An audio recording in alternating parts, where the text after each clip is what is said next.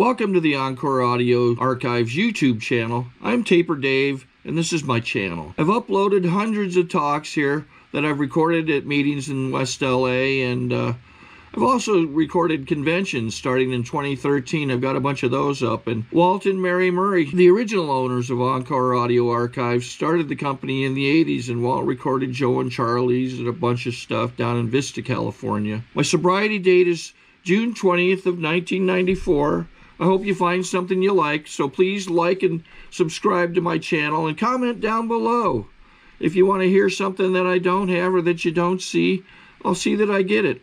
Anyways, take care and have a great day if you want to. Very brilliant actress, and her little mind just works so fast, and she's so eager about AA. You know, one of those joys to behold.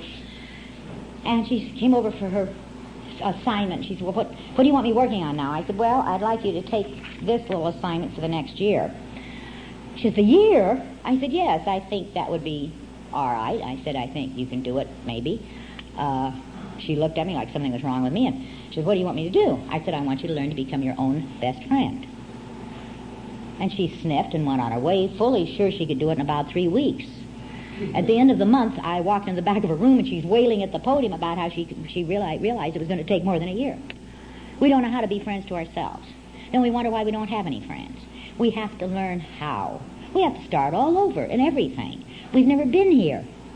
That little bit of time we were running around as kids before we got our hands on anything can't count either. We may have thought we were all right, but I'll guarantee if you're here now, you weren't okay then. You know. We were weird then, then we found the relief, which finally turned on us, and now we're here to start living. We're the only people in the world that have two complete sets of lives. How gassy. You know, how many people would give anything for that? Two complete sets of lives, and this one I can do anything with I want to. But I got to work for it. And it's got to coincide with my Heavenly Father's wishes for me. But He wants nothing but the gassiest for me. So I don't have too much trouble there. You know, I get impatient. I get all these things that everybody else does. You know, I don't know why you'd laugh on that. Next question. You have a question, Bill? I'm Bill, an alcoholic. Hi, Bill, an alcoholic. Several years ago, I remember some friends of yours had gone to Japan, and they brought you back a doll. And your reaction... Well, like all babies, you've got the story twisted already. You want to hear about the selfishness. There you go. He isn't saying anything you want to hear. What he wants me to do is tell about how it is when you have to look at yourself. Isn't that what you want me to do? He has the story wrong. Anyway, you know, babies always quote just part, you know, and then twist it around the way they want it. I had a baby. That was just a little zinger there. I had a baby that was fairly well-to-do. He was a candy broker, and he and his wife would take a lot of trips. And his wife wasn't on the program. She didn't need Al-Anon. And she seemed to be getting along all right anyway, so, you know, what are you going to do? You can't drive them there. So every time they'd go on a trip any place, they'd bring me back some lovely little gift. And God, it was real thrilling to get all these little things from all these foreign countries. And I was over at their home, and they'd just came back from, someplace. Where do they do the batik work, all that stuff, down in the Philippines and down in there, Indonesia and all, and they'd been a real exotic trip, a lot of mosquitoes and all. And so she called me in the bedroom, and I thought, I'm going to get my little gift. And she says, honey, we have something for you. And I trotted in, and she pulled out this darling hand-printed batik shirt, and it was very pretty, and I was real pleased with it. And she says, now, we want you, it's so close to your AA birthday, too. We want you to accept this as your birthday gift also. And I looked at her, and out of my mouth, there was no way I could have held the facade together. Like a little kid, I says, is this all I'm going to get? I wanted one for the trip and one for the birthday. Now, I hate to tell you, I had about 15 years on the program when I did that. And I wouldn't have minded in front of Sandy, the husband. He was my baby, and we were tight. But this bloody wife of his who wouldn't even go to Al-Anon, I didn't want her to see how rotten and selfish I was, but there it was, hung out to dry in living color. And I was very uncomfortable about that. That bothered me. That really did. It got to me. I think I could have run over something and been able to handle it easier than having this crass selfishness show. at a simple little level like that. And, of course, I did all the required things. I made my amends. It still didn't work. I found I had to sit down and write them a letter to free me of it. They didn't give a hoot. And I said, "Oh, we don't care. We know you're selfish." But I didn't want them to know that I was selfish, you see. If you expect yourself to be perfect as you go along in this program, I think you're going to be in for an awful jar. It does not occur. I've had two experiences just recently I want to share with you, because I think it's very important that we learn here to become human beings, not spiritual gurus. I'm terrified of the kids that turn into gurus. I feel sorry for them. I'm afraid for them. I pray for them. One experience was just before my 20th birthday. One of my lieutenants came over, one of my babies, had been with me a long time, beautiful person, very sharp, very bright, tons of babies of her own, real active, blah, blah, blah. And she called me up. She said, "You want to go out after the beauty shop and do some shopping?" I said, "Oh, that's great." She said, "Well, fine, I'll pick you up at the beauty shop." The beauty shop I drove over to, parked my car, went in. She came in, got me. We went tooling off in her car. Came home that night, and we had dinner, and she said goodnight and went home. And Nick and I were sitting in there in our robes, we were watching late night TV and ready to go to bed. And he said, "Honey, where's your car?" I said, "Well, it's downstairs in the garage." He said, "No, it's not. I had lost my car just before my 20th birthday. I hadn't remembered where I'd left it, couldn't think about it. Finally, it dawned on me, and I felt terrible. And then about 10 minutes later, it dawned on me, this girl's in her 20s, so, if she forgot, I didn't look so bad." It was a funny experience to lose your car that close to being, 20 years. You think you're supposed to be something. You're not. You're still the same. You just know a little more about it. Another thing that I have that I want to tell you about, because I think it's important to me, might be important to one of you in here. Last year on television, Dennis Weaver was in an entertainment film. I don't remember the name of it, but he was a coke snorter. What was the name? Anybody see it? You were all at meetings that night, I'm sure. Huh? Oh, okay, darling. That's all right, Scott. Anyway, it was a real good movie, and a lot of coke snorters coming in now, and I thought, gee, I ought to stay home and watch it. And maybe I'll learn something from it. Well, it was a good presentation, and Nick and I sat there and watched the thing, and by now, the story is he'd gone from this guy with all the money and all the cars and the family and everything. Now he's down, he's hitting the skids, he's really hitting, it's really, life's getting really like we know it. And the whole thing is blowing up in his face. It's obvious coke isn't any good. And they have a commercial. And we're sitting there in our robes, and I turned over to Nick and I said, I have never tried coke.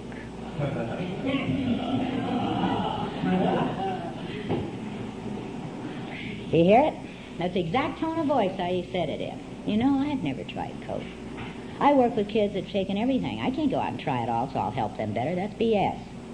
That thing is in there and will always be in there.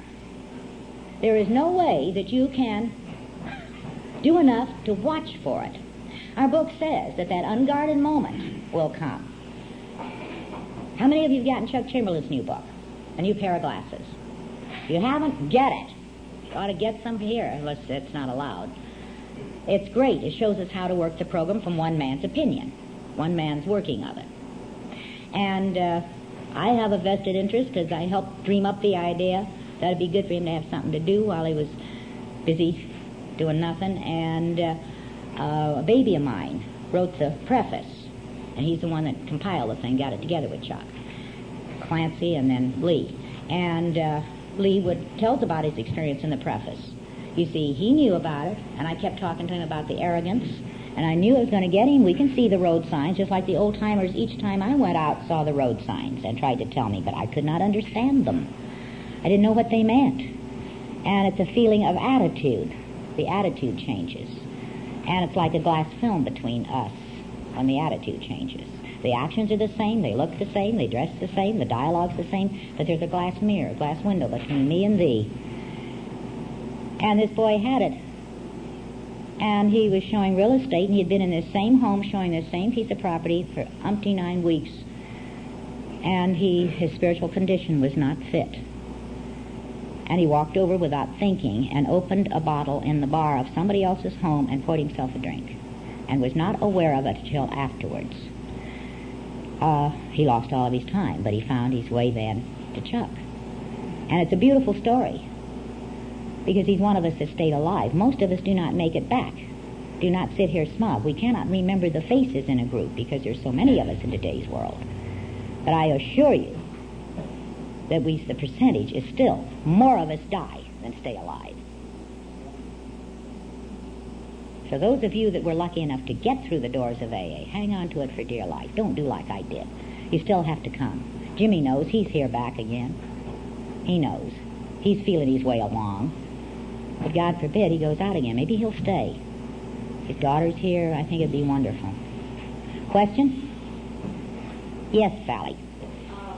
Hi, Sally. One thing that I experienced that I didn't know, one of the things that I've experienced trying to meet, but I found that I spent the first few years riding one location on the simple, and then I moved on to other areas. I got roller skates and my feet at the time, and discovered that there were a lot of things that I had to experience in drinking started coming out. Like, I thought I'm not angry, I'm not envious, and a lot of things.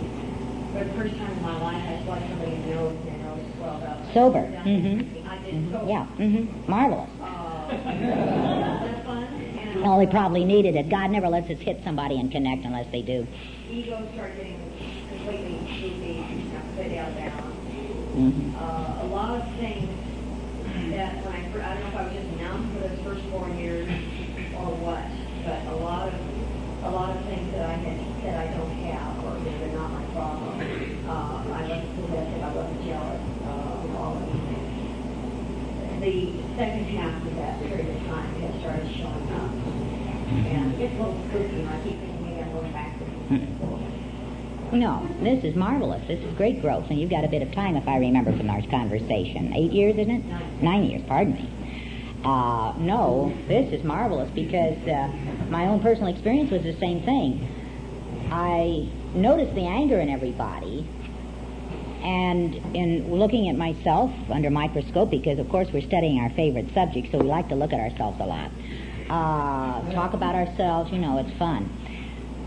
I was very grateful, like Sally, that I did. That was the one thing I could see I didn't have. And God, I was grateful. And then in my 8th year, it blew. Scared the daylights out of me. And it became evident that it had been the thing that I was the most terrified of. And therefore I had bottled it off early on and had never permitted it. No wonder I had high blood pressure. It's a wonder if I didn't have pimples, too. I had absolutely cut out anger, and it's one of the human emotions. And we can't do that. We have to learn. I recommend with all my kids that they get a little silly paperback book called The Angry Book. Even the cover is marvelous. It's black with red flames all over it, and find out what anger is. And to learn not to deal with it, not that old saying, but to learn to identify it. And many times our anger is dressed up some other way. We'll disguise it because it has not been acceptable to us. We can't get our way with it. Or we've gotten our way so much we're afraid to, or whatever angle we're using with our anger. And this, you have to learn how to identify when you're angry and let it out at the right person, at the right time, over the right thing, in the appropriate amount. Instead of letting it build up into a slush fund or a garbage pail. We used to talk about garbage pails in AA. And pretty soon the stench would get so bad the lid would fly off. And we'd go get drunk from bottling off these things. And as an example, I would, with my husband, who's on the program, Nick, there'd be a whole bunch of series of little things. I call it brown stamps. I collect brown stamps. Remember the blue stamp books? And then he'd do something I didn't like, but it wasn't important enough to carry on about. So I'd stick a stamp in my book and go on about my business. And a few days later he'd do something else, and still wasn't enough to make a scene, or there's somebody around or something else. I'd stick another stamp. And all of a sudden one day I look up and my stamp book is filled. And I go in the bathroom and he's forgotten to put the toothpaste away and it's laying out on the sink. And Mount Vesuvius or Helena or whatever it is just explodes all over the place. Totally disproportionate. The poor man says, but honey, all I did was it didn't matter, And I don't know anything about anger. I only know about rage. So I had subjugated mine into high blood pressure. Our physical symptoms are indicative of our emotional condition. Doctors be damned. If they have the time, if they were coming out in the buggy, they could sit down and talk to you if the crops have failed and find out about it and then help you that way, but they don't have the time anymore. So we have to do this ourselves with our sponsors and in groups. And I came up with high blood pressure because of this anger. So now I have to let it out whether I look like an idiot or not. Thank God, Nick just goes click. Some of the guys come over and learn to take lessons on how to go click with their wives from. He's marvelous at it. You know, he just looks around me into the TV screen, ignores me totally while I got the chiffon handkerchief out all over the place. But I have to let it out. We know we have a commitment, not to each other, ourselves. So we're not moving. We change people enough. We're standing still and working through these things. So he ignores me when I'm like that. He knows it's not a lasting thing. He knows 2 minutes later we're going to be swinging down the hall with our arms around each other. But I have to let it out and be damned if I don't look good if you're in my home. Who you see here tonight you'll run into in our place up in town. Same person. You didn't used to do that. I had one for every one of you depending on what I wanted from you. Question? Yes, Jesse. I've only got 5 months. I've got 5 months. Be proud of it, yeah. And I find myself, which I just discovered tonight is my ego, is about maybe boasting or letting other people know that I'm being sober and I've got 5 months. Am I setting myself up or should I just keep my mouth shut and just No, you're pretty typical. You want to look good, honey, don't we all? I just got in talking about it. And we can't make a loop tape for you. I suppose Bill could. That says, Jesse, you're wonderful, we adore you. You got pretty blonde hair. Jesse, you're wonderful, we adore you. You got pretty blonde hair. So you could listen to it. But that wouldn't be enough to fill up this hole inside, you see. That's what all the kids do on this program. They run in with their umbilical hand or imbecile cord in their hand, wanting to plug it into somebody else. You know, if I get a guy, I'll be all right then. I will like me. Then I'll prove that I'm okay. And he's saying, if I can get a cute girl, I will look good. Then I'll look macho. I'll look like a man. No, this has all got to come from God. Now, you're right where you should be. You were able to come up and talk to me about it tonight and admit it and talk about it and say, hey, I think that's my ego. I didn't know that I was that way. You're right on par with the course, baby. And you are adorable. You got pretty blonde hair and we love you. Yeah, one more time. And the thing is that is still, all of that is still not going to make you feel good inside. You have to start doing the things you admire in the men that you see around you. Then you're going to feel like a man. See, just being born with a genitalia and wake up in the morning does not make you feel like a man. I sponsor too many men. They come over and they are scared to death. Our feelings come. Our emotions do not come with genitalia attached. Feelings are human feelings. Human emotions are human emotions. We all feel the same. We just dress it differently to present to the world. And feeling inadequate is an old, familiar friend of the alcoholic. We all know inadequacy, and we all fight it. And yet the only way we can start to get help is to say, thank God I'm really inadequate. I cannot do a damn thing without my higher power.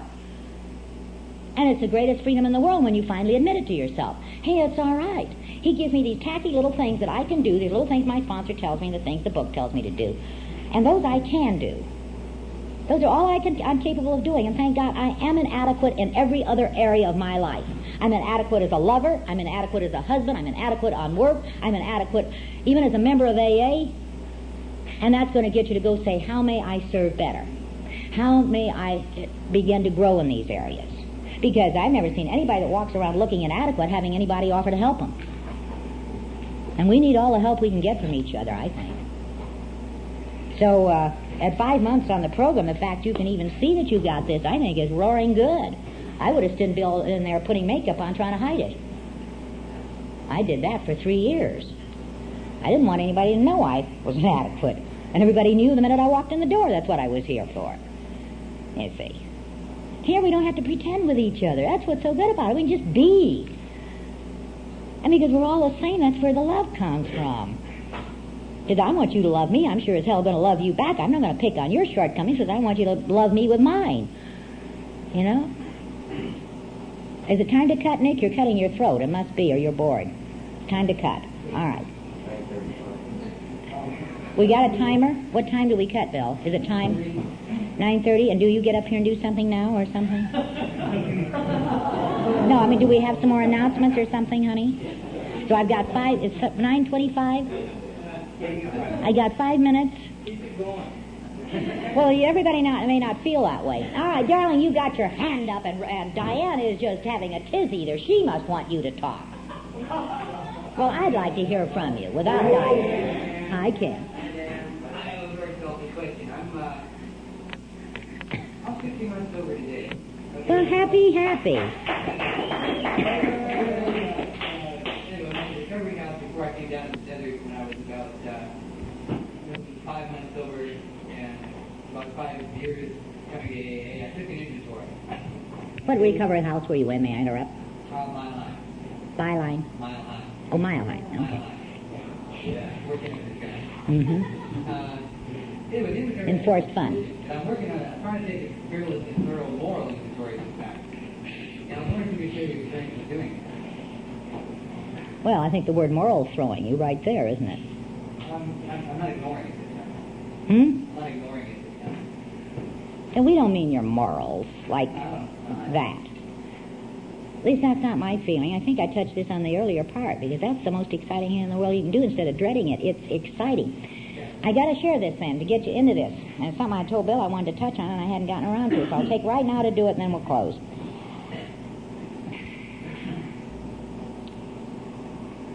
If you're really digging in your books, you'll find out that I'm telling you the truth. We're confusing to psychiatrists because we walk in and they discover a schizophrenic, a split personality. Well, we have proof of it in our big book. It refers to us as Jekyll Hyde. That's hardly an acceptable social condition. Now then, we confuse them further because another Thursday afternoon we show up and we're manic or depressive. And most of us love the depression more than we do the manicism. So we wallow in that for a while. And we can't get out of it. We just really, it's awfully hard. Then we go in on another Thursday and suddenly, here comes a paranoid. And as Nick says, just because you're paranoid doesn't mean they're not really after you. By the time we get here, you better believe most of them are after us. Now, you've got this mixture. That's why I get a call from somebody just out of the nut ward at Camarillo or Norwalk or someplace, and they could tell me their prognosis. I'll say, get on the bus and come over right away, honey. You're one of us. You see, we are all these fragments. In our book, I have things here to prove it to us. Now, let's deal with the two people that we're told about. I was relieved when I got here. Anybody in here really beginning to feel the insanity? Good, honest man. Thank you, Sally. Yeah, thank you, Scott. Because that thank you. I knew you'd come up with it. No, because we really don't want to look at it. We're scared of it. Because eventually, if we kind of float around, and for a while we think step 2 is for them. Or when you were drinking or using and doing silly things with lampshades or something. We don't realize that we do have a form of insanity ongoing that's acceptable. It's not acceptable to us, but what I'm saying is it is not the kind that we're going to do well in Camarillo. We wake up there and we come out of one of these emotional conditions and we don't fit in. That's terrifying again. So, but you do belong in here with this kind of insanity because here we can work on it. And step 2 really means me. I really am insane. Of the nature that other people are not like me. I am excessive in many ways. Now, I came in with as many people, I mentioned that earlier, as many personalities as I felt I needed to survive. And I say that with wisdom, that I needed to survive. I think all of us have been people pleasers of some form or another. But I have been willing to turn myself, I was the biggest chameleon you've ever seen in your life. Chameleon, not comedian. Chameleon. And I was aware all of my life that something was wrong with me. I didn't want to put the name insane on. But I knew there was something different with me, and I had to keep it a big secret. I couldn't tell anybody. I would sit down, even in my early years of sobriety, I would sit down at a table, kitchen table, make a very intelligent adult decision to do something, get up to go do it, and this other person would take me right out the door into something else. How many of you woke up in jail from that experience? This is what happens. We're two people. I was more than that. So when I got here and you guys told me there was only 2 of us, I was thrilled to death to deal with 2 because I had hundreds of them. To this day, Last weekend, Days of Wine and Roses on television, they don't move me too much. I admire them, but they don't move me too much. But let me see three faces of Eve, even in the middle of the night, I'll go doing, doing, doing, doing. I'm identifying all over the place because I keep changing, or I did. Now, through the action of this program, these people have become integrated. I just said, when you run into me, you may not like me, but you'll run into the same girl all the time. And you know she's doing the best she knows how. You won't run into Margaret or some other weirdo. You'll run into Jeannie. She may be having a bad day. Now, in the light of this, that we are two people, you see, you're going to find out that the inventory is the very first place in AA that your other guy, what's your middle name, Dan? James. All right, let's call him James for the sake of the conversation. You can get fancier if you want to and call it the unconscious or something. Well, why fool around with it? Let's just call it James. You don't like the name James, do you? No, I do. You do? All right. I don't care what you call it. But let's just, for the sake of discussion, say James. First place it's evident, really evident, how many people have had drunk dreams? Thank God. You'll probably stay sober. Now, there's a reason for that, too. You have, say that you've had one, Ken. You get up, you call your sponsor, and you're limp. You're perspiring. You are really, the drunk dream is so bloody alive and real that you have to get up and walk around the room and light a cigarette and hit yourself on the head a couple of times to get out of it. You are sure you've blown your sobriety. You haven't taken a drink. Now, what has happened? That's the first place it shows up that I can point out to kids. Ken comes to AA, drags through the door, decides, I've had all I can take. I'm going to join this bloody outfit, and I'm going to try and stay alive. So you're going to meetings, and you're doing what you have to do, and you've got your time on the program, and you're doing real good. James is sitting inside, and he says, well, screw you. You didn't ask me. You may want to stay sober, but I don't want to.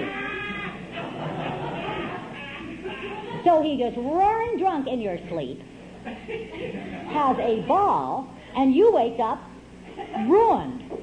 But in the old days, we used to do it.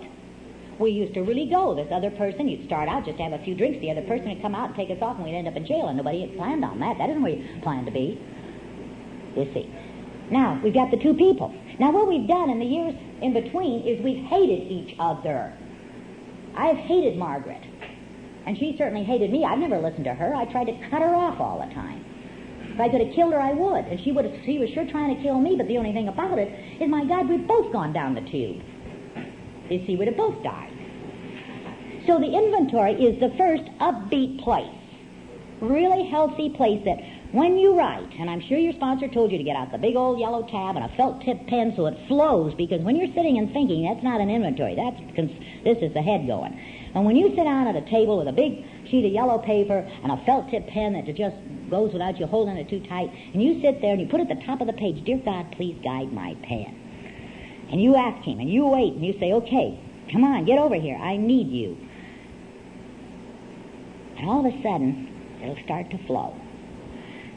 And I don't want anybody to go back and put capitals where they belong, or edit it, or read it, or anything, because when this miracle starts to happen in us of the fourth step, it pours out, and you don't even know what you're writing. You'll repeat words. It's the biggest mess in the world. And I tell everybody, stick it in an envelope real fast so you can't read it and can't clean it up. Because, you know, that's the first time in your whole life that James has gotten to say, I'm in here, help me. Pay attention. Please love me. The reason I've been doing these things is because of this and this and this. And it's the most fabulous experience in the world. See, you've got your continuing inventories to get the fine ticky-tacky stuff. But to get that other person, so you can begin to be aware and start to love yourself, as I said earlier, Jim, to really begin to be your own friend. And the action of this program integrates these two people, and pretty soon we've got a healthy, normal, well-rounded guy by the name of Ken. And it does happen, dear, because I'm standing here tonight integrated.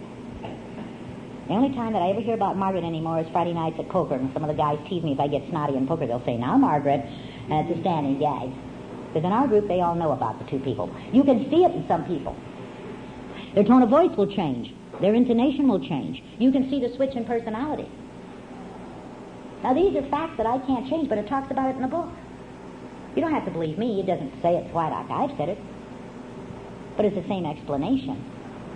God heals us and makes us whole. Whole means one person and a reflection of God. Exactly what he had created in the first place before we fractured off into all these sick personalities. Now, needless to say, anything I have shared up here with you, even though I based everything that I believe in and that I have worked with in AA out of my big book, these are still my interpretations of them, and if you don't like them, go dig some more, because I could be deathly wrong. But these have worked for me and are still working for me in my life. And you see that personality thing, that mood swing. I've loved Ralph for many years. I've known Ralph for many years. And I don't think he'd mind me saying. I watched him and prayed for him, because I adore his wife too. And I watched his mood swings, and I went along with him inside, and I'd hurt. Because I remember he was going through it. I have not seen those. I haven't seen him, but I also don't see them anymore. I think he's come up and out, like all of us finally will. And you see, it's like, have you ever swing golf head, get the momentum going, or a water bucket and get it going? Anything that's big, it was a momentum, and you swing it way up here, and then you swing it way over here. All right, now way up there, what's that for us? Is that happiness? No, not for the alcoholic. It's exhilaration. And then it swings down again, and where does it go? Depression. And I'll guarantee you our depressions are so deep there's not a rope in town that's long enough to get into us. Now what's all this in between? That's the thing I started out with when I said, let's change the word fear to anxiety. All this is anxiety. And if you were like me, you'd be anxious too. Which way am I going to land up today? Am I going to be manic or depressive? And so we tried to equalize it. And now we use the program to equalize it. And you've heard the other people that are old-timers down here in the desert talk about the hills and the valleys, and that the hills aren't as high and the valleys aren't as low. And it comes to pass. And you get on the white liner with the rest of us. I thank you all for listening to me tonight. I have a little kinder remembrance of this room tonight. I feel good. Thank you very much for letting me share.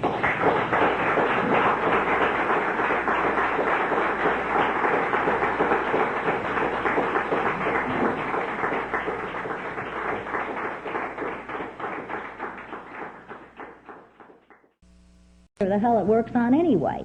Just plug into it every morning and get off and do what you have to do. And if it's not going to work, you'll be told during the day. So this God thing, you will get it. You do not, if those of you that may be agnostic or atheistic, I love an atheist because they do believe in something. They believe in the opposite of something, which is nothing. They've got something going for them. They've cleared out a lot of the church crap, so they're further ahead.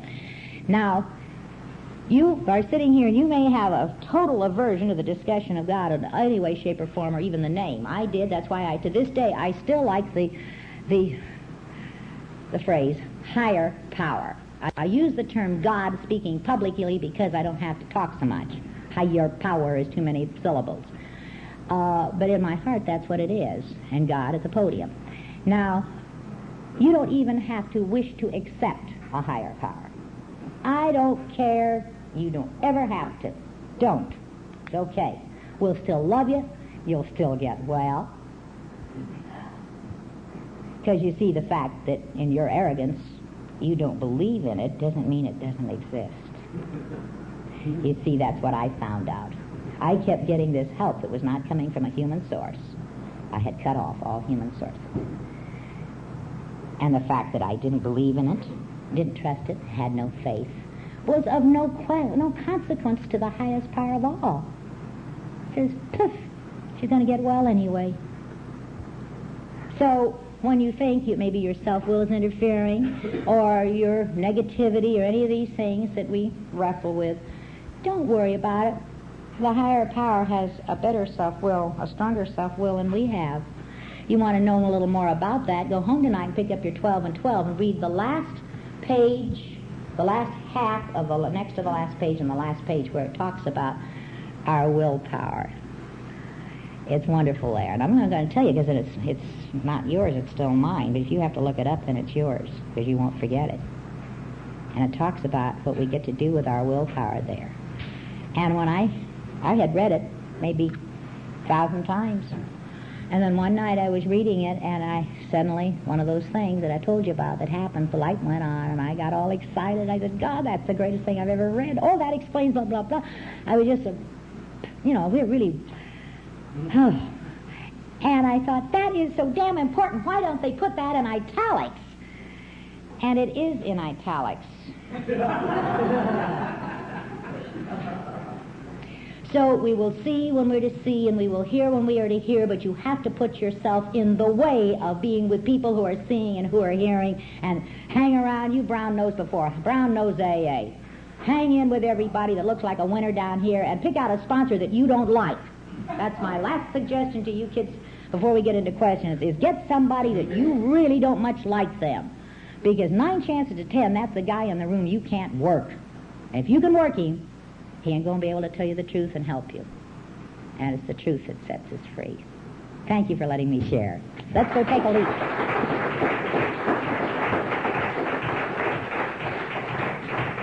We have no dues or fees, but we've got rent to pay and all that stuff.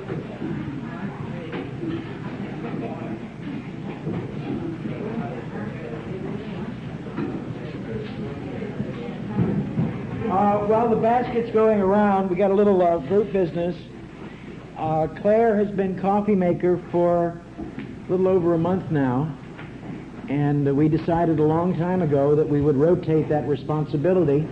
Do we have a volunteer, CB?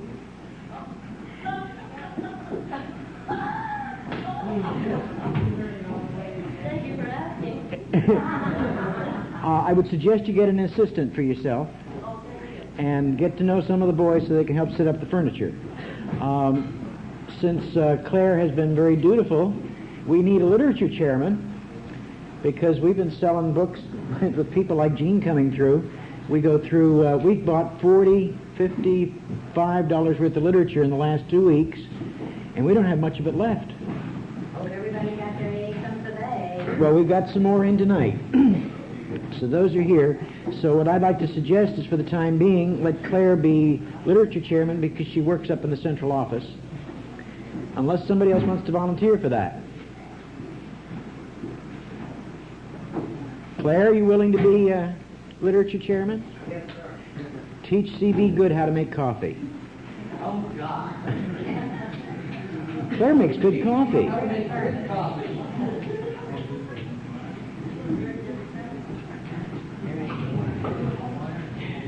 The basket's going around. Okay, we'll have a 5-minute coffee break and come back real quick with some questions.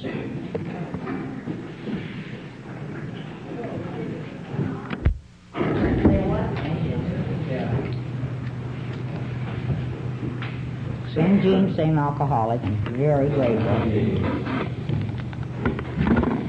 Okay. Now, some of you were here from last week, and we didn't get into too many floor discussions last week. You all working it perfectly? No problems tonight, no questions? What, Gregory?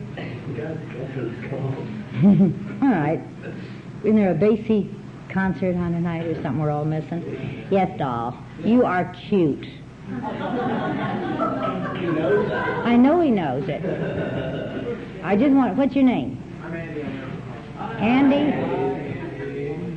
Do you recommend finding someone that you can relate to, that has you have some in common with? Bullshit.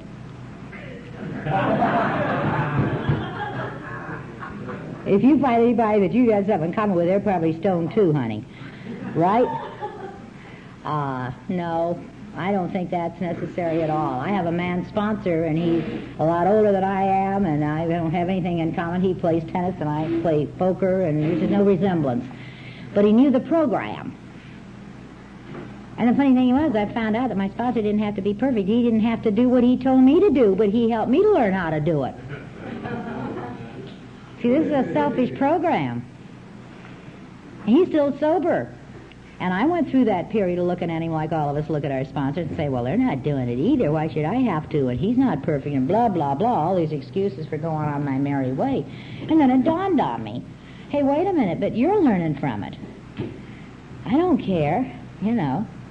Doesn't matter whether he can do it or not. And sometimes he can. He's always been there when I needed him. That's what counts. you're going to have trouble just like Jimmy is. I told Jimmy what his problem would be last week. Your problem's going to be like some of the cute girls in the room. See, when we were born pretty and we didn't have anything to do with it, and with the girls who were born well-built or something, and the guys have long pretty hair and they're cute and they're tan and all, without meaning to, because we still feel the same as every other alcoholic in the room. We still feel inadequate. We still feel all these things, and we don't believe these things. But we take what we have and we use it to death. We prolong growing up by using our looks. Give me a kid that has pimples all over his face, may be Japanese and can hardly speak English, and nobody's going to be friends with him, and they'll grow up into a leader in AA. They won't have the problems that people like you and I will, or that cute little thing that read. You see. Oh no, I checked her out and I don't dig girls, and she's cute. You know. So it's something that I want you to know that everybody's onto it here in AA. It's nice to be attractive, darling. Let's not mock it. Let's be grateful. But it's not going to make us any weller, and it's a little harder to get to going well when we got anything left to use, which is what I was telling Jimmy last week about. His ace in the hole, he can always pull out and wave, like you can always pull out and wave that you're cute and get your way. And getting our way is a fast way to dying. Fast way to dying. So it isn't that you have anything in common with anybody at all. One, somebody that's been working the program for a few years certainly is not going to have anything in common with you, darling. But as you get to know them and you learn the program from them, you're going to find out the feelings are the same. Feelings don't come with genitalia attached or backgrounds attached. They're human. They're human feelings. Scared is scared. And we just all dressed it up differently. Does that answer your question? Yes, James? Yeah. Ho, ho. You know, when you talk about anxiety last week, how did you get to deal with it, after you? Do you remember last week I also said we don't deal with anything? We don't cope with anything? Now, this is all right, because you're going to hear all of this over and over and over again. You're going to hear speakers again, and you're going to say, why am I having to listen to this guy? I heard him last week, and blah, blah, blah. But there's obviously something we're not catching, so God lets us hear it again and again and again. The book's the same way. It says the same thing, but it says it 12 different ways all the way through the book, lest we're so dumb we're not going to pick it up. Our head's skipping around. Now, how do we deal with honesty? I stated last week that we don't deal with anything. We don't turn it over. The only thing we turn over is a goddamn pancake. We give it to God. We hit the deck with our knees. No matter how tall we are or how old we are, we hit the deck with our knees and say, by the toilet, by the bed, wherever you are, on the job, and you say, God, I can feel this sick thing coming in on me again. You fill my head so I'm not thinking. You can talk to God. You don't have to be real honorable with God. Not at the beginning. You don't have to be a thee or an avowor. You can say, God damn it, get over here. I need you. He loves that. He loves to know that we need him, because we've gone around for so many years pretending we didn't. And we just hit the deck. There's something about hitting the floor with our knees. I don't know what it is. People explain it as being showing him humility and this and that and all. And there's something about talking out loud to God. And he doesn't need me to talk out loud. He knows what's in my heart at all times, better than I do. But the talking out loud's for me. I need to hear it. And I need the feeling of getting on my knees. God doesn't need it. He's got everything. Jeannie paying any attention to him isn't going to impress him that much. But I need it. And you haven't been out that long over here with us. This is your first week over here. And everybody's new to you, kind of. And you're all in flux tonight. You've got a lot of new things happening. Now, do you know how to float in the pool? Can you swim? A little bit? I'm not going to drown. All right. So then, if you got tired, could you flop over and float and rest a minute? Quick minute.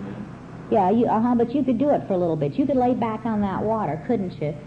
Kind of like it was an air mattress. Well, kind of started thinking about God as a swimming pool. And just say, hey, it's going to hold me up if I'll do it. And just kind of lean back on it and let go and stop worrying and concentrate on the ball game or on something else. Because whatever you're worrying about is something that's not happening right this minute, honey. It's all off in there, over here, and has anything to do with what's happening now to Jimmy. Nothing at all. God brought you to us. He's with you. He ain't going to dump you. He's not going to dump you. Best way to get out of anxiety is get busy, and I told you that last night. Get yourself some flake here in the room that's got less time than you have. Drag him to meetings with you. Take him for coffee. If he doesn't want you, grab another one. If you can't find one in this meeting, go to another meeting and grab somebody. And just take him out and talk to him. You don't have to know what you're doing, because God's the one that gets everybody sober, and God's the one that gets everybody, Huh? What are you giggling about? No. If I was responsible for helping anybody, I couldn't be up here sharing. You see. This is going to get me through the weekend tonight. This is for me. This isn't for you guys. But I've been doing this long enough now that we all have fun out of it. You see. But I'm not responsible for anybody, and neither are you. And just you go grab yourself some guy tonight. I wasn't watching because I was busy with some new gals. Grab yourself after the meeting. You're not going to have to rush home right away. Grab some of the new guys. Tell Andy here. Talk to Andy for a few minutes. Andy's got, you're in your first month, aren't you, Andy? I thought you raised your hand for that. I wasn't insulting you, dear. Oh. Well, then good. You grab him and you share with him. It'll work either way, you see. It just doesn't matter. As long as we're hooking up. We're hooking up. And you see, God, the evidence of God comes to us in our daily living through people. You see, God's been working between you and I.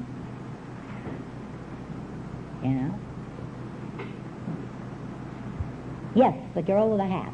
Oh, Mary, my God, the girl. You going to pay me? Hi, darling.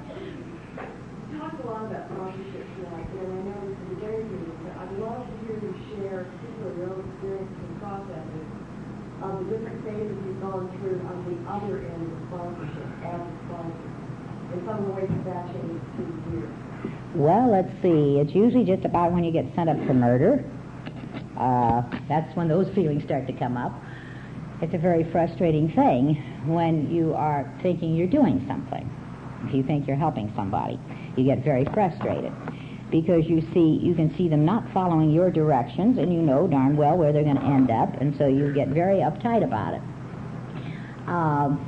The process for me, because I think what it was with me, I've been very active as a sponsor my whole time in AA, and I have come very definitely to the conclusion, it was quite a few years ago, not just recently. It's been a long time I've held the belief that God knew I was sicker than most people and I needed more. So I had babies right from the word get-go, and I didn't have the vaguest idea what I was doing. The first baby I had been in a rehab house. I was too sick to be trusted out on the street, so they stuck me in a place. And when I got out of that, it's the only way I knew how to stay sober. I'd tried 3 times, and that was the only way I knew how. So I kind of wanted everybody to drink so I could stick them in a rehab house, and that'd get them sober, and then I could bring them out. I really kind of thought that was the best way. And sounds funny now, but that's all I knew. And so on my first birthday, God sent me this poor thing, a victim to work on, practice on, and it wasn't for her, it was for me. But it turns out that what blesses one with when God's in the picture, everything is equitable. He doesn't take from one and give to another. It's shared equally. And so he gave me this woman, who's a lot older than I was, to work on, and I didn't know what the hell I was doing, so I sat down in my little apartment in Beverly Hills at night, and I copied page after page from the big book in longhand and mailed it to her. I wanted to look smart. Now, you see, that worked 2 ways. It's all right, it worked 2 ways. I got to get it in here a little more from writing it down in longhand and picking out things that I thought might be good. I had to read a little bit more to do that, and writing these copious letters. And then when you're in a rehab house the first month or so, believe me, girls, nobody picks up the big book. They may talk about it a lot, but they never want to read it. They'll sit on the cat in the middle of the night and read some love story. but they can't concentrate. Have you tried to concentrate in the first month of sobriety? There isn't any. So, but the girls were all excited when Sylvia got her mail. So then she'd read it out loud, so then they'd all hear it. So it worked, in spite of the fact I didn't know what the hell I was doing. Now, that was my first experience. And then as you go along, you get a little more. The first time you have a baby turn on you, it'll kill you. It is horrible. The second time, it will kill you. And about the 30th time, you kind of yawn and don't worry about it. And when I say turn on you, because everybody you have promised yourself and God when you said, yes, I will sponsor you. My concept of it is this means I will deliver the truth to the best of my ability without ego. And that's a tough order. Without my ego in there, because you see, when I wanted them to stay sober, that was my ego. When I thought I was helping them, that was my ego. And again, it was all this higher power we were talking about earlier. And so, usually there's a pattern. I think maybe if I explain the pattern to you, that will help, Mary. There is a pattern in growth on this program, just as clear-cut as those of you that have been exposed to any units around here, or doctor's offices there. We have a chart on alcoholism on getting here, down to insanity and death, you know, the red and green lines and blue wiggles and all. And there is one for growth on this program and getting well, just as clear-cut as the other one. It's much more interesting, too. And this is why a lot of people on the program can see through you, is because I hate to tell you kids that are coming up on your year have just gotten it and you're so thrilled, because I remember I kind of felt like I'd graduated, never knowing what was ahead. But, well, it felt like that. That was the most marvelous thing I'd ever done, you know. Alcohol, the drug alcohol, or drugs, takes a good 90 days to get out of the bloodstream. We know that chemically and medically. However, and you'll hear that quoted all over, however, it takes 1 full year for it to leave the bone marrow and the brain tissue. So for the first year, our little newcomers are running around and they're doing the best they can, and I told you all last week, just show up, bring the body, don't drink in between meetings, we love you, and now you're doing wonderful. We don't grade in AA. You don't get stars on your charts or demerits or anything. Now, what happens is that at the end of the year, when you're standing up here feeling probably like I did, that's behind me, oh wow, I've really done something. We're sitting there, those of us that are older on the program, sitting there, well, thank God we've got somebody now that may be able to see and feel and hear, because there's no more chemicals left in the system. That's why you can't take a headache pill during that year, because it's going to set you back. It's going to screw up the chemistry. These are physical facts. I just don't tell it very medically. Now, I am the firm belief, as many old-timers are, that any idiot can make the first year on friggin' momentum. We're running so fast. That thing inside of us, we're just running so fast. This is why in the rooms all over town we see so many newcomers. And then as the years go by, you don't see so many, and they peel off. Have you noticed? Have you gone to meetings where they raise hands? I think it's a great idea. Not to show off for the guy that's got so many years, but just for you to see what's going on and begin to start to think. Our book says, at some point or another, we've got to be able to use the brains God gave us. Now, I can assure you now, you're not going to use them for the first 10 years at least. Maybe beyond that. But at some point or another, it's going to begin to filter through. No, because it's all screwed up in there. Now, all the AA members that have been here for a while are going to say, great, we got somebody now that can see, hear, feel, and maybe follow directions. You haven't got enough AA in that first year to walk the street. You just know how to not drink for the day and get to meetings. And that's about it. And do a few little things. And they let you play coffee maker, and they let you get literature, and they let you do these things. And it makes you feel good. And it makes them feel good to let you do it. Now, you've heard of the terrible twos down here in the desert? Do they have anything like that down here? No. Oh, I'm so glad. But up in L.A., they refer to the terrible twos. Now, this does not have to be your experience, because you are all individuals and individual children of God. And God's experience for you may be different than mine. I doubt it, but it may be. Now, the reason the twos, they refer to them as the terrible twos, you haven't got enough AA to really be gung-ho, and you haven't got anything left in your system to numb reality. And you take a good look in that second year at reality, and it sucks. From where you're sitting, it really does, and you suddenly look and you say, my God, I can see now why I was using and drinking. It is pretty crummy. But we all take you and love you and carry you around, and I, as a sponsor, am particularly cautious about the second year because I think that's kind of a gummy place to be, and I give a lot of love in the second year. A lot of love. Because between 3 and 5 is where we separate the men from the boys. How many do you see raising their hand after 5? Now, they didn't all transfer over to the Friday night council meeting. Between 3 and 5 is where our greatest initial growth period comes, the tremendous change. And I believe, and I usually talk about at the podium, that many, many people experience what I term the second surrender between 3 and 5. It can vary, 3 and 6, to, something like that. But it's a very large clunk in there. That second surrender has nothing to do with chemicals whatsoever. It has to do with your whole insides, your whole game plan for living, your whole opinion system, everything. And when that's going on, this surrender process that we talked about in detail last week, when that starts to hit, believe me, you're hanging in, you're working your steps, and you're hanging on to your sponsor, and you're hanging on to your group, and you're doing the best you know how. I told you last week, it doesn't take much of a man, but it takes all of him to make this program.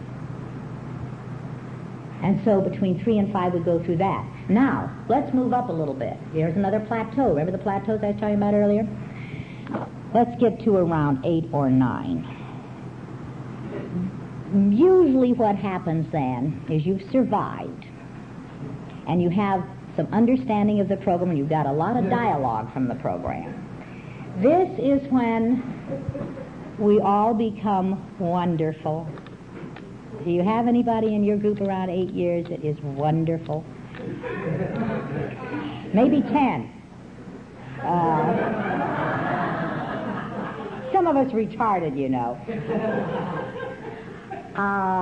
This is when the sponsor, and this is all in reference to sponsorship too, honey.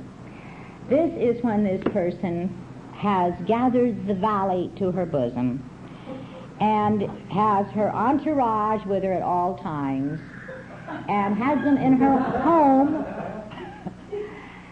and has an answer for any problem under the sun. Now, don't knock them, because you'll be there when you get there. It's just part of the process. But you must have some down here. Happens with guys, too. Now then, something else happens around 8 or 9. Some big traumatic thing happens to the alcoholic in their personal life. They'll lose all their money or something. And it will be so devastating that they drop that, being wonderful. And remember I was telling you last week about the 2 people? You see, the facade we came in through the door with, we had to dump out there because you weren't going to let me stay here, if I had kept that one up. You'd have ushered me back out. So we clean up our act a little bit so we can hang around here. We drop that facade from the streets pretty fast. And we pick up what I refer to as an AA facade. We save all the tapes of everybody. We know everybody. We go to hear them. We have all this marvelous AA coming out of us.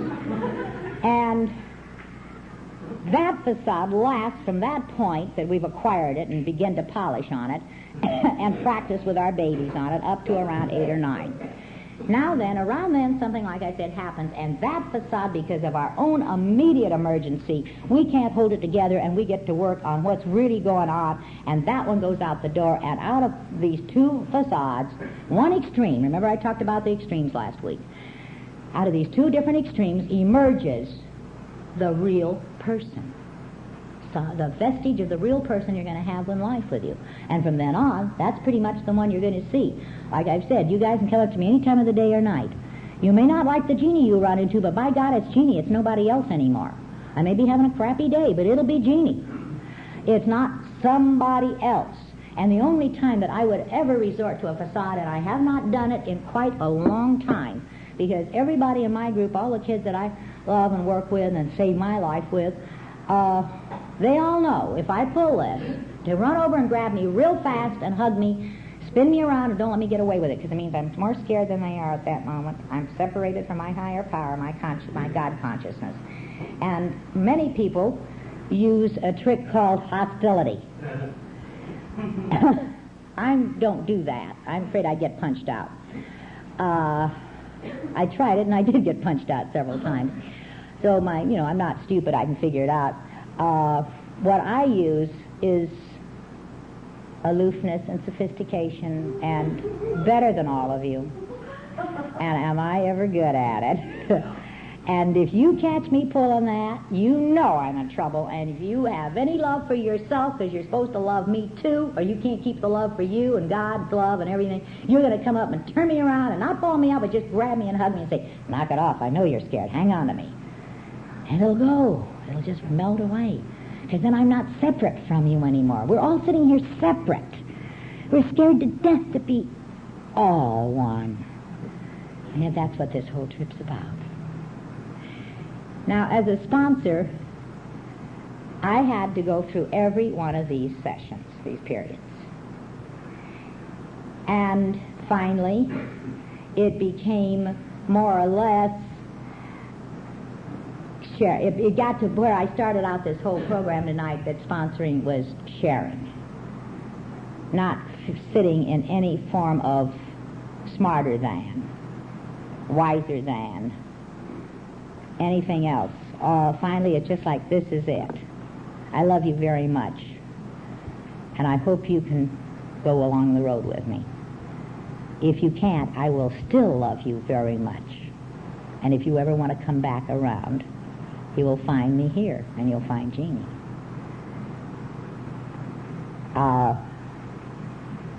Sponsorship's gassy, I think. Another thing about it, Mary, is that it is the greatest experience in the world, no matter how many inventories we take and how fabulously necessary and great they are. I probably have learned more about Jeane from working with hundreds of kids on this program than I have from all of... You see, I live in a house of mirrors, and every one of you that I get to touch here, here, and I get to see your negative, odious qualities, that's how I recognize mine. And when I see your discomfort with them, I can identify mine. And they have another old saw in AA, point your finger at one person, and how many of you got pointing back? 3. And we're so full of judgment. So sponsorship to me has been a journey of self-discovery. A lot of kids give me loving credit for a lot of things, and without any sense of humility, because that is impossible. I have never been able to do anything for anybody like what it has done for me. But I do believe in grabbing somebody and practicing on them, Mary. You moved down here, you should be so busy sponsoring, darling, that you wouldn't have time to do anything. You've got much to share. And no, they're not going to follow your directions.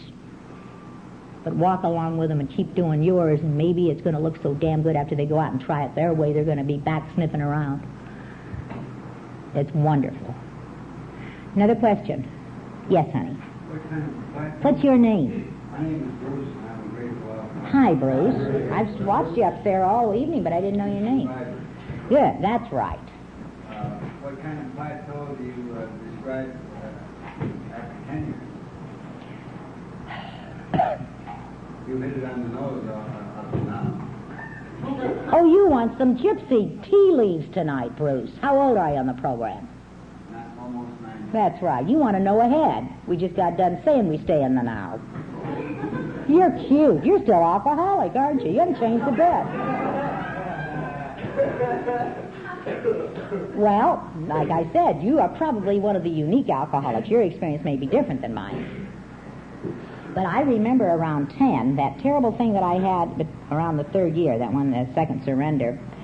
I had taken a baby up to Bakersfield on my 10th birthday, on my 10th year, the Bakersfield convention. She was a new baby, and we had a fabulous weekend. We had a marvelous convention and all. I was just hiring a kite, and I came home.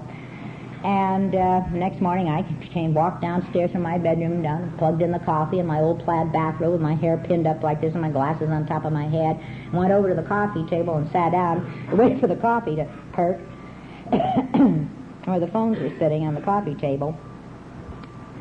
And it hit.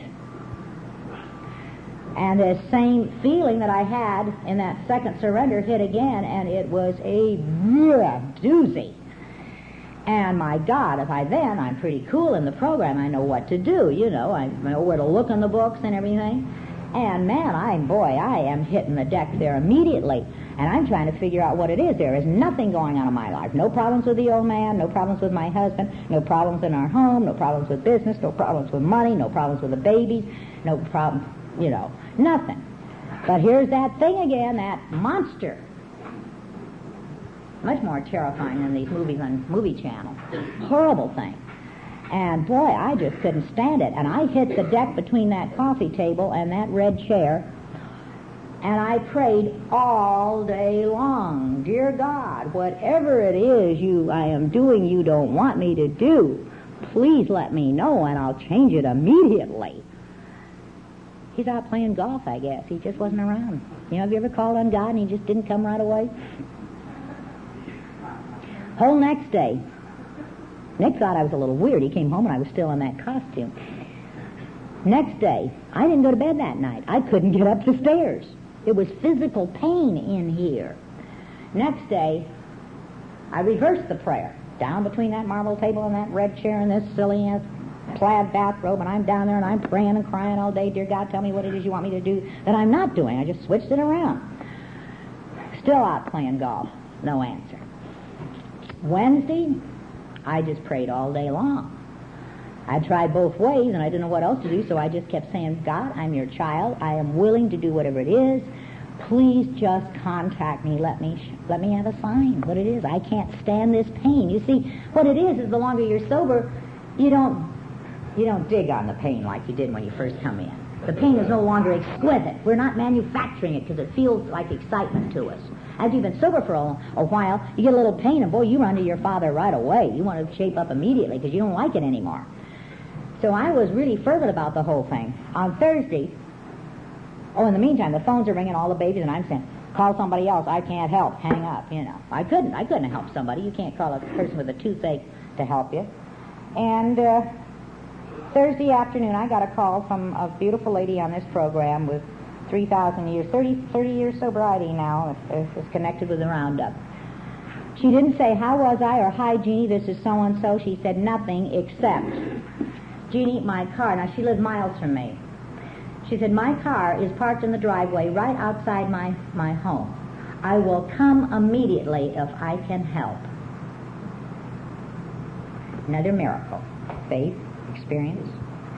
She had no way of knowing except God had gotten in touch with her and let her know what was going on. This lady, who is further down the line than I am, in her understanding, had picked up on my emotional pain clear across town. And this does work. I've used it for the telephone with babies that I couldn't get hold of. These things are not far-fetched, and I'm not on dope. Now, this lady picked up on it. There was nothing she could do. I'd already called my sponsor 12 times. There was nothing he could do. No human power could have relieved the symptoms, my alcoholism, you see. But God gave me the message. Be of good cheer, little one. I'm right with you. The fact that I knew that suddenly started to take the pain out. And by Friday, I was able to get dressed. Well, by then, Nick had ignored me. Tuesday night, he came home. He said, aren't you going to eat? Aren't you coming to bed? I couldn't move. I was in that much physical pain, but it was all emotional. And Friday, I dressed and got to my home group, and they all looked at me and they said, Jesus, Jean, you look terrible. Have you been sick? And I said, yeah. And just went on about my business because it was lifted. I never, in all the years since or during, have I ever found a reason for that. God has never ever sent me an explanation. There was nothing going on wrong in my life, but my own personal opinion, which I still do have opinions, and I'm sorry I do. I could live much happier without them, but this one seems to be a good one. My own personal opinion is that my higher power loves me so much that he sensed my ego growing again and wanted to remind me what I really am and who I am. So let's hope your 10th year will be a beautiful one too, because in looking back on it, it was smashing. At 15, we were wiped out in every area of our lives, again, financially. I don't know how many times this happens. Doesn't make much difference to me now how many times it happens, because on the 15th year, we gave it all truly this time. And so none of it has any importance to me now. You see, it's an interesting thing about material goods. Your Heavenly Father sends them to you just as fast as He can get them to you. He likes you to have all kinds of nice, pretty things, but not as long as you think it's going to make you happy or it's going to be what you are. Clothes, jewelry, furs, cars do not make you any better or any happier or any different. I call on too many people dying in Bel Air. I tell you, they are not blessings unless you are sober and on this program and willing to let go of them at any time and willing to share them. And then when your Heavenly Father sees that, He just keeps creaming you with these things. I remember I always wanted a mink coat. I think everybody does, and I kind of mentioned it to my higher power one time, and about 2 weeks later I got a call from a baby of mine who's a furrier, and he had through a queer circumstance, and I'm going to go into it tonight, but through a real flunky thing, gave me the most gorgeous white mink coat you've ever seen in your life. And I'm a true alcoholic. I was just so excited, but I felt guilty about it, and I also thought, well, this isn't quite what I ordered. I can't wear white any place. I only wear that for dress, and I wanted a coat to wear in the meetings and show off and everything. And so I mentioned it to God again, and about a week later I got a perfectly gorgeous, natural, long, dark mink, and with that my sponsor called me up and said, knock it off, Jeannie. But through the accruement of material goods, too, you see, we have to learn to let go and let God. Question? Are we over with yet? Well, but my goodness, why didn't somebody nod then or cut your throat or something? I thank you all very, very much for letting me be here the second week. Everything I have, or am, or ever will be, I owe to this program the practice of these 12 steps, even when I did not want to, through you people and through a loving, loving God that I have found here. Anything you see about me that you like, you too can have it, because this is where I got it. And the things you see you don't like, God isn't done with me yet. Thank you very much, and I love all of you. I accept you all without judgment. Remember the definition.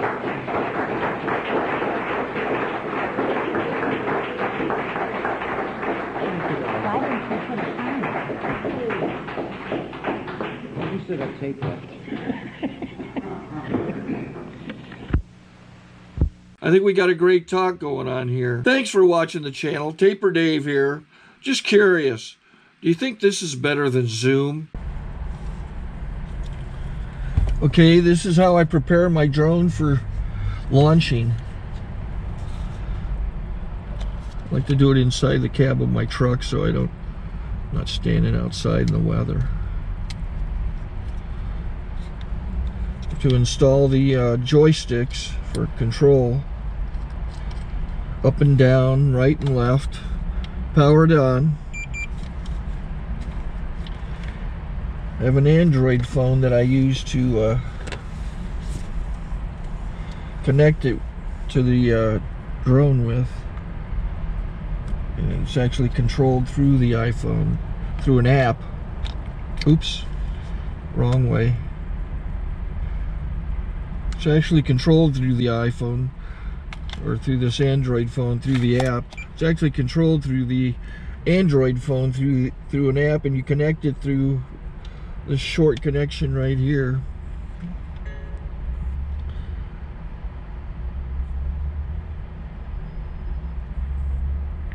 Remote control connected. Remote control's connected. So I pull out the drone. I have to extend the legs. Long legs extended first, then the short legs. Remove the gimbal protector. Set that aside, then power it on one short burst, then one long burst. I lay it down.